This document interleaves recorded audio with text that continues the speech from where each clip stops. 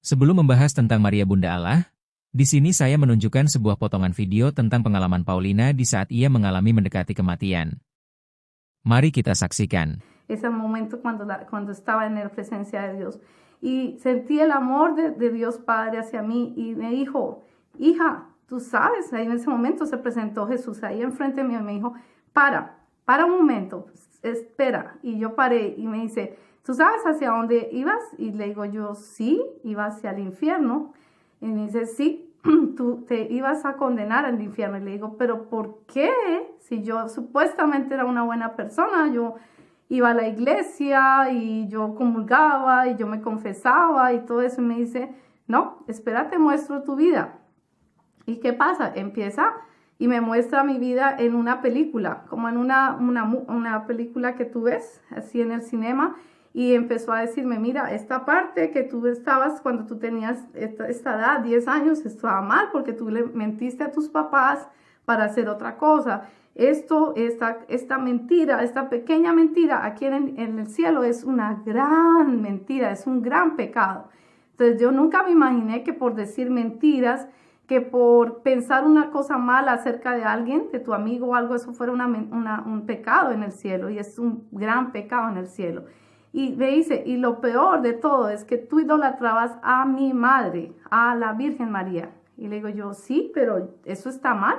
Y me dice, sí, eso está muy mal, porque tú no debes idolatrar a nadie, a ningún santo, ni siquiera a mi madre, porque el único que se merece la honra y la idolatría que tú le debes dar es a mí, a la gloria es a Dios, Padre, Hijo y Espíritu Santo, porque somos tres en una sola persona, me dice. Y tú únicamente debes darle la honra a Dios, no a la Virgen, no a los otros santos, no a otras imágenes. Y yo dije, oh sí, Padre, tú tienes toda la razón. Paulina ini adalah seorang perempuan Katolik, warga Kolombia, yang mengalami kecelakaan dalam perjalanan ke kampus, dan mengalami mati suri akibat kecelakaan itu. Pesan yang disampaikan dalam kesaksian beliau adalah 1. Kebohongan kecil yang kita lakukan akan tampak besar di dalam sorga dan dosa besar. 2. Memikirkan hal buruk tentang seseorang, tentang temanmu atau sesuatu, akan menjadi dosa besar di surga. 3. Menyembah, memuliakan atau mengidolakan perawan Maria, atau mengidolakan siapapun, santo manapun, dan gambar-gambar lain, tidak boleh. 4. Satu-satunya yang pantas mendapat kehormatan dan penyembahan adalah Yesus. Karena kemuliaan Allah Bapa, Putra, dan Roh Kudus, ketiganya ada dalam satu pribadi, yaitu Yesus. Doktrin Maria Bunda Allah. Sebutan Maria Bunda Allah sebenarnya baru muncul di abad keempat atau sekitar tahun 300-an, lalu kemudian ditetapkan atau disahkan sebagai dogma gereja pada Konsili Efesus tahun 431 Masehi. Konsili ini menegaskan bahwa Maria adalah ibu dari Yesus, yang merupakan satu pribadi ilahi yang menjadi manusia. Dalam pemahaman mereka, Yesus yang datang sebagai manusia itu memiliki dua kodrat, yaitu 100% manusia dan di saat yang sama ia juga 100% Allah. Jika saudara saya tanya, apakah Anda setuju jika saya mengatakan Maria itu adalah makhluk alamiah, keturunan dari Adam yang diciptakan dari debu tanah? Saya yakin semua umat gereja Katolik setuju dengan pendapat saya tersebut. Kemudian kalau saya tanya, apakah Yesus makhluk alamiah, keturunan Adam yang diciptakan dari debu tanah, karena ia terlahir dari Bunda Maria? Saya yakin akan banyak umat Katolik yang ragu untuk menjawabnya, sebab antara batin dan pikiran akan bertentangan, dan antara batin dan paham yang Anda terima selama ini akan berbeda. Ada 3 alasan yang sering dipakai umat Katolik untuk membenarkan Maria itu Bunda Allah, yaitu 1. Lukas 1 ayat 42, Yesus disebut buah rahim Maria. 2. Lukas 1 ayat 43, Maria disebut Ibu Tuhanku. 3. Dogma yang mengatakan Yesus memiliki 2 kodrat sekaligus, yaitu 100% manusia dan 100% Allah. Yang pertama, mari kita bahas tentang Yesus disebut buah rahim Maria. Dalam pemahaman umum memang akan berpikir bahwa seorang anak yang dilahirkan ibunya pasti anak biologisnya atau keturunan secara genetik, sehingga Yesus yang dilahirkan Maria dipahami sebagai anak biologis Maria dan sebagai buah rahim Maria. Lukas 1 ayat 42. Apakah Yesus yang disebut buah rahim Maria sama artinya dengan seorang anak yang dilahirkan ibunya karena perkawinan? Kalau kita disebut buah rahim ibu kita, itu tepat sekali. Sebab kita berasal dari sel telur ibu kita yang dibuahi oleh sel sperma ayah kita. Sehingga terjadi proses zigot di dalam rahim dan muncul embrio baru manusia. Tetapi berbeda dengan Maria, ia mengandung bukan karena proses pembuahan sel telurnya. Sebab tidak ada sel sperma laki-laki yang membuahi sel telur Maria, dan tentu tidak ada proses biologi yang disebut zigot. Oleh karena itu Yesus bukan anak biologis Maria. Maria mengandung berasal dari Roh Kudus, yang mana Roh Kudus itu adalah roh dari Allah, dan inilah yang berinkarnasi menjadi seorang manusia.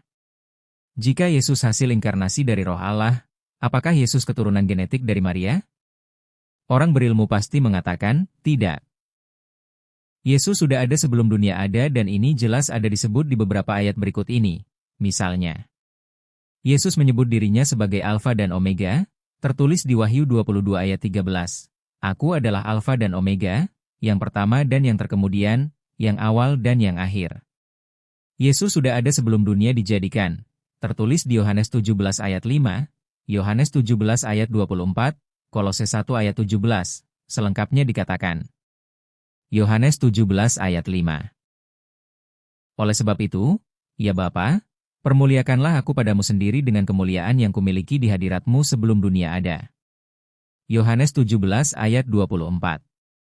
Ya Bapa, aku mau supaya, dimanapun aku berada, mereka juga berada bersama-sama dengan aku, mereka yang telah Engkau berikan kepadaku, agar mereka memandang kemuliaanku yang telah Engkau berikan kepadaku, sebab Engkau telah mengasihi aku sebelum dunia dijadikan. Kolose 1 ayat 17. Ia ada terlebih dahulu dari segala sesuatu dan segala sesuatu ada di dalam Dia. Bahkan yang menjadikan segala sesuatu adalah Yesus sendiri, termasuk manusia, misalnya tertulis di beberapa ayat berikut ini. Yohanes 1 ayat 3 dan 10. Segala sesuatu dijadikan oleh Dia dan tanpa Dia tidak ada suatu pun yang telah jadi dari segala yang telah dijadikan. Ia telah ada di dalam dunia dan dunia dijadikan oleh-Nya, tetapi dunia tidak mengenal-Nya. 1 Korintus 8 ayat 6. Namun bagi kita hanya ada satu Allah saja, yaitu Bapa, yang daripadanya berasal segala sesuatu dan yang untuk Dia kita hidup, dan satu Tuhan saja, yaitu Yesus Kristus, yang oleh-Nya segala sesuatu telah dijadikan dan yang karena Dia kita hidup. Ibrani 1 ayat 2. Maka pada zaman akhir ini Ia telah berbicara kepada kita dengan perantaraan Anak-Nya, yang telah Ia tetapkan sebagai yang berhak menerima segala yang ada. Oleh Dia Allah telah menjadikan alam semesta. Kolose 1 ayat 16. Karena di dalam Dialah telah diciptakan segala sesuatu, yang ada di sorga dan yang ada di bumi, yang kelihatan dan yang tidak kelihatan, baik singgasana, maupun kerajaan, baik pemerintah, maupun penguasa. Segala sesuatu diciptakan oleh Dia dan untuk Dia. Dia yang dimaksud di ayat-ayat tersebut adalah Yesus. Jika Yesus adalah Alfa dan Omega, yang menjadikan segala sesuatu, dan Roh yang menghidupkan, apakah dalam posisi ini Yesus dapat disebut sebagai anak Maria, anak Yusuf, anak Daud, seorang hamba, seorang Mesias, seorang nabi, dan sebagainya? Jika saudara mengatakan iya, maka Anda salah. Sebab pada posisi ini Yesus adalah Allah itu sendiri yang disebut Bapa. Sedangkan Maria, Yusuf dan seluruh manusia lainnya adalah makhluk ciptaannya. Dan kepada orang Yahudi pun Yesus pernah berkata, sebelum Abraham ada, aku telah ada, menegaskan keabadiannya yang melampaui waktu manusia. Yohanes 8 ayat 56-58. Abraham bapamu bersukacita bahwa ia akan melihat hariku dan ia telah melihatnya dan ia bersukacita. Maka kata orang-orang Yahudi itu kepadanya, umurmu belum sampai 50 tahun dan engkau telah melihat Abraham? Kata Yesus kepada mereka, aku berkata kepadamu, sesungguhnya sebelum Abraham jadi, aku telah ada.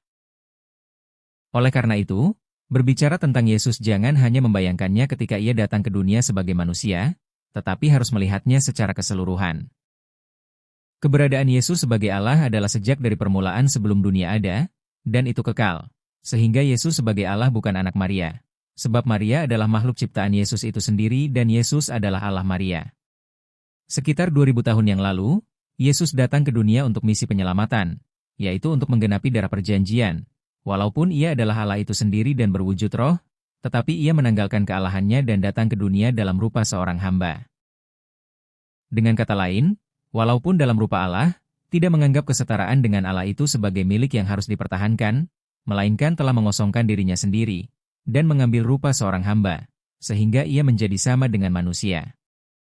Ia disebut mengosongkan diri, itu artinya ia datang ke dunia bukan lagi sebagai Allah, sebab ia telah keluar dari keberadaannya sebagai Allah, atau kedudukannya sebagai Allah telah ditanggalkannya. Sebagai manusia, ia harus mati sebagai korban yang menanggung kutuk dosa manusia.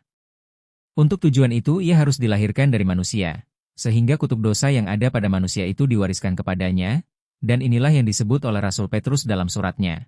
Ia sendiri telah memikul dosa kita di dalam tubuhnya di kayu salib, supaya kita, yang telah mati terhadap dosa, hidup untuk kebenaran. Oleh bilur-bilurnya kamu telah sembuh. 1 Petrus 2 ayat 24. Dia yang tidak mengenal dosa telah dibuatnya menjadi dosa karena kita, supaya dalam dia kita dibenarkan oleh Allah. 2 Korintus 5 ayat 21. Yesus yang adalah Allah yang menciptakan Maria, sudah ada sejak dahulu kala. Ia hanya meminjam rahim Maria untuk tempat Yesus berinkarnasi menjadi seorang manusia untuk menggenapi darah perjanjian. Lalu bagaimana logikanya Gereja Katolik menyebut Maria sebagai Bunda Allah? Bukankah Maria hanya melahirkan Yesus dalam kodratnya sebagai manusia? Dalam keberadaan sebagai manusia yang dilahirkan dari perawan Maria, maka Yesus disebut anak Maria. Dan secara hukum Yesus terhitung sebagai orang Yahudi, anak Yusuf, anak Daud, dan anak Abraham. Akan tetapi, mengapa Yesus tidak disebut keturunan Adam sedangkan Yesus sendiri lahir dari rahim Maria? Yesus tidak disebut keturunan Adam sebab pengertian Yesus anak Daud dan anak Abraham adalah anak perjanjian, bukan keturunan secara genetik. Sebab Yesus berasal dari Roh Allah yang berinkarnasi menjadi seorang manusia di dalam rahim Maria. Kemuliaan tubuh Yesus jelas tidak sama dengan tubuh manusia keturunan Adam termasuk Bunda Maria sendiri. Sebab tubuh Yesus adalah tubuh sorgawi yang berinkarnasi menjadi daging, sedangkan tubuh manusia keturunan Adam adalah tubuh yang berasal dari debu tanah. Di 1 Korintus 15:40 dikatakan, ada tubuh sorgawi dan ada tubuh duniawi, tetapi kemuliaan tubuh sorgawi lain daripada kemuliaan tubuh duniawi. Untuk lebih jelasnya kita dapat membaca ayat selanjutnya yaitu 1 Korintus 15 ayat 45-48. Seperti ada tertulis, manusia pertama, Adam menjadi makhluk yang hidup, tetapi Adam yang akhir menjadi roh yang menghidupkan. Tetapi yang mula-mula datang bukanlah yang rohaniah, tetapi yang alamiah, kemudian barulah datang yang rohaniah. Manusia pertama berasal dari debu tanah dan bersifat jasmani, manusia kedua berasal dari sorga. Makhluk-makhluk alamiah sama dengan dia yang berasal dari debu tanah dan makhluk-makhluk sorgawi sama dengan dia yang berasal dari sorga. Dalam Injil Yohanes ada dikatakan, Yohanes 8 ayat 23, lalu ia berkata kepada mereka, kamu berasal dari bawah, aku dari atas, kamu dari dunia ini, aku bukan dari dunia ini. Yohanes 17 ayat 3, inilah hidup yang kekal itu. Yohanes 6 ayat 50. Inilah roti yang turun dari sorga. Barang siapa makan daripadanya, ia tidak akan mati. Yohanes 6 ayat 51, akulah roti hidup yang telah turun dari sorga. Jikalau seorang makan dari roti ini, ia akan hidup selama-lamanya, dan roti yang kuberikan itu ialah dagingku, yang akan kuberikan untuk hidup dunia. Dari ayat-ayat di atas jelas bagi kita bahwa tubuh Yesus bukan tubuh yang diturunkan dari Maria, tetapi manifestasi tubuh sorgawi menjadi daging. Dan tubuh kebangkitan Yesus pun berbeda dengan tubuh orang-orang yang dibangkitkan Yesus untuk menunjukkan mujizatnya, yaitu Yesus hidup tanpa memiliki darah dan luka tusuk yang masih terbuka. Penampilan Yesus berubah sampai para murid Yesus tidak mengenalinya. Dapat kita baca di Lukas 24 ayat 13-31, Yohanes 20 ayat 15-16, Yohanes 21 ayat 4-7. Tubuh kebangkitan Yesus sudah tidak dibatasi oleh ruang dan waktu, dapat muncul atau menghilang di ruang tertutup. Oleh Rasul Petrus mengatakan Yesus mati sebagai manusia dan bangkit menurut roh. 1 Petrus 3 ayat 18. Sebab juga Kristus telah mati sekali untuk segala dosa kita, ia yang benar untuk orang-orang yang tidak benar, supaya ia membawa kita kepada Allah. Ia, yang telah dibunuh dalam keadaannya sebagai manusia, tetapi yang telah dibangkitkan menurut roh. Yesus disebut bangkit menurut roh tetapi tidak ada tubuh lama atau jasad yang tertinggal di dalam kubur. Dan ini menunjukkan jika Yesus bangkit dan kembali ke tubuh kemuliaannya.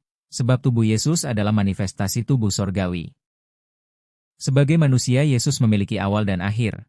Berawal dari sejak ia dikandung dan dilahirkan dan berakhir setelah ia mati dan dikuburkan. Demikian jugalah dengan status atau keberadaan Yesus sebagai anak Maria, anak Yusuf, anak Daud, dan anak Abraham, tentu akan berakhir ketika Yesus kembali ke dalam kemuliaannya, sebab semuanya sudah selesai.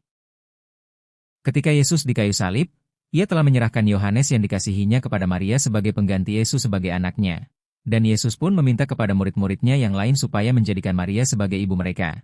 Karena Yesus tahu bahwa sebentar lagi segala sesuatu akan selesai. Yohanes 19 ayat 26-27. Ketika Yesus melihat ibunya dan murid yang dikasihinya di sampingnya, berkatalah Ia kepada ibunya, "Ibu, inilah anakmu." Kemudian katanya kepada murid-muridnya, "Inilah ibumu." Dan sejak saat itu murid itu menerima dia di dalam rumahnya. Mengapa Yesus secara khusus memilih Yohanes sebagai anak Maria? Sedangkan kepada murid-muridnya yang lain Yesus hanya berkata, "Ini ibumu." Penunjukan Yohanes sebagai anak Maria tentu memiliki arti tersendiri dibandingkan dengan ketika Yesus berkata kepada murid-muridnya yang lain menjadikan Maria sebagai ibu mereka. Penunjukan Yohanes sebagai anak Maria memiliki makna bahwa status Yesus sebagai anak Maria akan selesai dan akan digantikan oleh Yohanes, karena di ayat 28 Yesus berkata, "Sesudah itu, karena Yesus tahu bahwa segala sesuatu telah selesai, berkatalah Ia supaya genaplah yang ada tertulis dalam kitab suci, 'Aku haus.'" Tetapi di dalam iman Katolik, Yohanes 19 ayat 26-27 ditafsirkan dengan cara pandang yang berbeda, yang mana status hubungan Maria dan Yesus masih sebagai ibu dan anak dan kekal. Sedangkan Yohanes dan para murid Yesus yang lain statusnya sama sebagai anak-anak Maria yang lain, untuk membenarkan dogma Maria sebagai Ratu Sorga, yang mana rasul-rasul Yesus dimaknai sebagai keturunan perempuan yang lain yang tertulis di Wahyu 12 ayat 17. Kedua, Maria disebut Ibu Tuhanku, Lukas 1 ayat 43. Banyak umat Kristen tidak dapat membedakan kata Tuhan dalam Lukas 1 ayat 43 dengan Tuhan dalam Lukas 1 ayat 46, terutama umat gereja Katolik. Lukas 1 ayat 43. Siapakah aku ini sampai Ibu Tuhanku datang mengunjungi aku? Lukas 1 ayat 46. Lalu kata Maria, "Jiwaku memuliakan Tuhan." Kata Tuhan pada ayat 43 lebih tepatnya adalah Tuhan, bukan Tuhan dalam arti Allah. Karena seorang Mesias dalam pemahaman orang Yahudi adalah seorang raja yang mirip seperti Raja Daud. Sedangkan Tuhan dalam ayat 46 adalah Allah. Maria sendiri belum mengerti jika Yesus yang dilahirkannya itu adalah manifestasi roh Allah menjadi manusia. Yang dia pahami adalah jika Yesus yang dikandungnya itu bakal menjadi seorang raja seperti Daud yang akan memerintah di Yerusalem. Semua orang-orang Yahudi berpikiran jika Mesias yang dijanjikan itu adalah seorang raja yang akan memerintah di Yerusalem seperti Raja Daud. Misalnya, Raja Herodes mencari bayi Yesus untuk membunuhnya karena Herodes takut kedudukannya diambil alih oleh Yesus. Ibu Yakobus dan Yohanes, anak-anak Zebedeus, meminta Yesus agar kedua anaknya duduk di sisi kanan dan kirinya dalam kerajaannya. Matius 20 ayat 20-28, Markus 10 ayat 35-45. Bahkan murid-murid Yesus sendiri masih ketakutan dan kabur bersembunyi ketika Yesus ditangkap dan diadili. Oleh karena itu, yang dilahirkan Maria adalah seorang Mesias atau Kristus, bukan Allah. Yesus kembali menjadi Tuhan adalah setelah Ia naik ke sorga, dan kita menyebutnya kembali kepada Allah, sebab Tuhan adalah Roh, 2 Korintus 3 ayat 17. Ketiga, dogma Yesus 100% manusia dan 100% Allah. Secara umum dogma ini berlaku pada kelompok yang menyebut dirinya kaum Trinitarian. Kodrat Yesus sebagai Allah sudah ada sejak permulaan yaitu sebelum dunia dijadikan. Sedangkan kodrat Yesus sebagai manusia baru terjadi ketika Yesus datang sebagai manusia. Dalam keadaan Yesus sebagai manusia, Ia disebut telah mengosongkan diri menjadi seorang hamba, atau menanggalkan kealahannya dan menjadi sama dengan manusia. Jika disebut Yesus adalah Allah yang mengosongkan diri berarti Ia keluar dari keberadaannya sebagai Allah, dan tentu ada yang ditanggalkan atau dilepas dari dirinya dan yang ditanggalkannya itu adalah kodratnya sebagai Allah dan ditinggal di sorga. Lalu Ia datang ke dunia sebagai manusia.